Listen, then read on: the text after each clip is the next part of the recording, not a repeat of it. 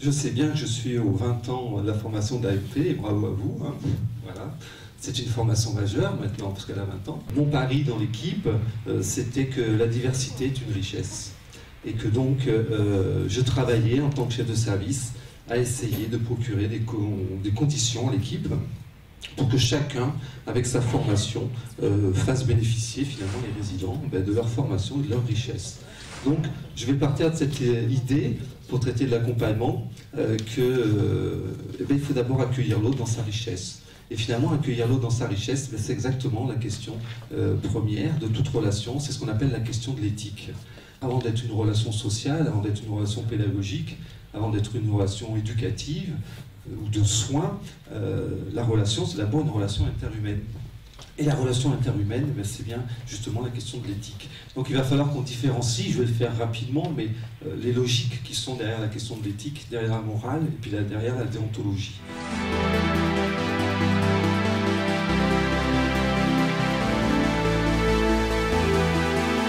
Toute relation éthique est désintéressée, je vous disais ça tout à l'heure.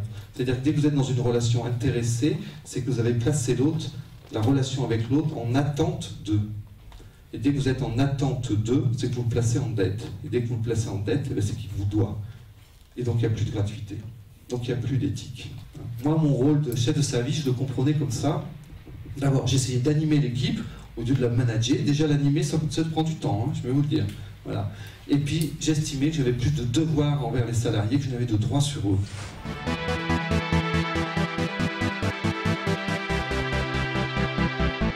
L'idée de dire une personne handicapée, ça n'existe pas, c'est une personne en situation de handicap. Parce que s'il y a situation, c'est-à-dire qu'il y a un espace, un écart, un jeu, JEU, et là, il y a de l'action possible, ça s'appellerait un accompagnement. Mais si c'est une personne handicapée, c'est fini. Une personne trisomique, je suis désolé, pour être le meilleur AMP du monde, elle sera toujours trisomique. Sauf que si vous la réduisez à ça, oui, et si vous ne la réduisez pas à ça. On ne peut pas accompagner quelqu'un si on n'est pas dans le respect éthique de la personne. Si on n'est pas dans le questionnement éthique, on ne peut pas. Et puis la deuxième, c'est la question de l'émancipation, bien sûr. C'est-à-dire, si on accompagne ces gens, c'est pour qu'ils aient plus besoin de nous. Même si vous me dites, oui, mais attendez, vous êtes loin du terrain, allez voir des personnes dites polyhandicapées, etc. Ben ouais, ben la question, elle se pose pareil.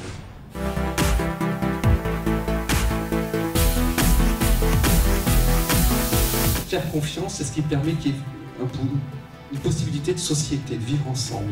C'est cette idée d'accepter, d'être dans une situation où j'ai un savoir et un non-savoir de l'autre.